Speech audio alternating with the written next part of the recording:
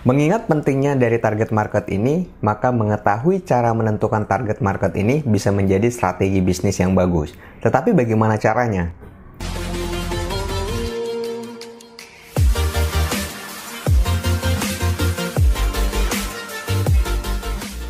Halo sahabat Kasa 1, di video sebelumnya saya sudah bahas tentang apa itu target market dan apa manfaat kita harus mengetahui dari target market kita. Nah, pada video kali ini saya akan bahas tentang langkah-langkah atau cara dalam menentukan target market bisnis toko online Anda. Mengingat pentingnya dari target market ini, maka mengetahui cara menentukan target market ini bisa menjadi strategi bisnis yang bagus. Tetapi bagaimana caranya? Nah, buat teman-teman yang mungkin punya jawaban lain, teman-teman juga bisa diskusi melalui komen yang ada di video ini. Langkah yang pertama adalah memulai dengan asumsi. Sekali lagi, karena ini asumsi, maka sifatnya itu bisa benar atau salah. Jika sudah memiliki produk yang sudah kita pasarkan, maka secara sederhana kita sudah mengetahui dari target market kita. Artinya di sini kita bisa mengembangkan asumsi yang lebih jauh bagaimana potensi dari konsumen kita untuk kita jadikan sebagai target market yang juga sangat potensial dalam pengembangan bisnis toko online kita. Sebagai contoh misalnya produk Anda fashion untuk anak muda. Sebelumnya Anda juga sudah pernah memasarkan, artinya secara sederhana Anda sudah mengetahui bagaimana karakteristik dari anak muda tersebut. Baik itu dari sisi jenis kelaminnya, dari sisi usianya, termasuk juga kisaran harga yang memungkinkan untuk dijangkau oleh mereka. Nah, di wilayah ini yang perlu kita kembangkan adalah kira-kira apa yang menarik versi mereka.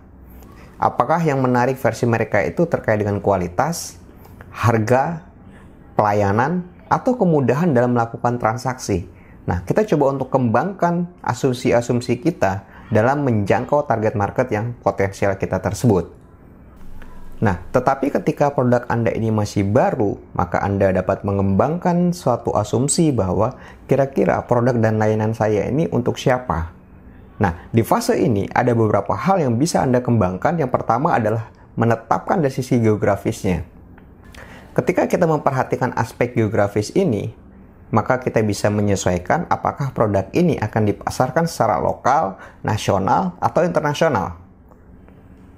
Nah, selanjutnya ketika kita sudah mengetahui dari aspek geografis tersebut, maka kita juga perlu mempertimbangkan dari sisi aspek demografisnya. Baik itu dari sisi jenis kelamin, tingkat pendidikan, usia, termasuk juga perhatian-perhatian terhadap aspek psikografis dan perilaku pembelian konsumen. Nah, ini juga perlu Anda pertimbangkan sehingga Anda memiliki dasar yang cukup dalam mengembangkan suatu asumsi tersebut. Tahap selanjutnya adalah mencermati dari sisi persaingan yang ada. Terkadang gini, ada suatu produk dan layanan yang memiliki target market yang sama. Di sisi lain, kompetitor yang bermain di produk atau jasa tersebut pun juga banyak. Sehingga Anda harus mencermati bagaimana kompetisi persaingan yang ada di produk atau jasa tersebut. Jika produk atau jasa yang ditawarkan itu sama, seringkali yang terjadi persaingan di sini adalah terkait dengan harga, pelayanan, termasuk juga kemudahan dalam melakukan proses pembelian. Nah, mencermati persaingan ini menjadi poin penting, artinya kita jadi mengetahui bagaimana cara konsumen merespon suatu produk atau jasa tertentu. Bisa jadi produk kita bagus, tetapi manakala respon yang diberikan oleh konsumen itu dengan tanda kutip lambat, maka bagi saya sendiri misalnya itu bukan suatu hal yang menarik. Nah, dengan mencermati persaingan pasar yang ada saat ini, maka secara tidak langsung Anda pun dapat mengembangkan celah-celah potensi yang bisa Anda maksimalkan dalam memasarkan suatu produk atau jasa yang Anda miliki. Langkah yang ketiga adalah Anda harus membangun komunikasi dengan pelanggan. Berkomunikasi dengan pelanggan hari ini saya kira ini menjadi hal yang mudah dan bisa Anda lakukan, baik itu melalui media sosial, melalui media WhatsApp, email. Ada banyak media-media yang bisa Anda kembangkan untuk berkomunikasi dengan pelanggan ini, termasuk yang ada di toko online. Nah, di toko online sendiri misalnya dengan melalui fitur chat, atau misalnya kita bisa merespon dengan cara broadcast dan sebagainya, maka secara tidak langsung ini akan membuka ruang diskusi dengan konsumen kita. Jangan malu untuk bertanya kepada konsumen Anda, kira-kira bagaimana pelayanan Anda saat ini? Bagaimana kualitas produk Anda? dan kira-kira produk apa atau jasa apa yang diperlukan oleh konsumen di masa mendatang. Nah, ini menjadi poin penting untuk membina suatu hubungan yang baik dengan konsumen. Artinya, ketika kita bicara dari sisi konsumen, bukan hanya persoalan ketika kita melakukan transaksi saja, tapi persoalan-persoalan sebelum transaksi itu dimulai dan pasca pembelian pun itu juga menjadi poin penting di dalam menjalankan bisnis online kita. Langkah berikutnya adalah dengan mengoptimalkan beberapa feature atau tools digital. Kemajuan teknologi hari ini saya kira tidak dapat dipungkiri bahwa ini juga akan memudahkan dari sisi kita bekerja dan utamanya dalam kita melakukan proses targeting terhadap market kita. Nah, ada banyak feature atau tools yang bisa teman-teman gunakan untuk mengetahui bagaimana target kita tersebut. Misalnya teman-teman kalau misalnya di Instagram, maka secara otomatis kita bisa melihat profil dari customer kita, baik itu dari sisi jenis kelamin, pendidikan, termasuk juga ketika kita menggunakan Facebook. Nah, teman-teman bisa buka Facebook Insight sehingga teman-teman menjadi tahu bagaimana karakteristik audiens yang ada di Facebook teman-teman sendiri. Termasuk juga teman-teman bisa mengoptimalkan seperti Google Keyword dan Google Trend untuk mengetahui bagaimana karakteristik dari target customer potensial kita. Nah, ini bisa dicoba dan terus untuk dilatih dan juga dipraktikkan di dalam bisnis rekan-rekan sekalian.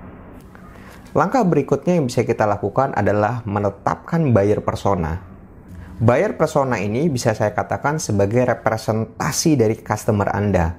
Artinya tadi kita sudah menetapkan dari calon konsumen potensial kita, tetapi bisa jadi rangkaian dari segenap analisa yang kita lakukan terhadap target market tersebut mungkin belum seluruhnya sebagai calon potensial kita, sehingga kita perlu mengkerucutkan kembali. Nah, itulah yang disebut sebagai buyer persona.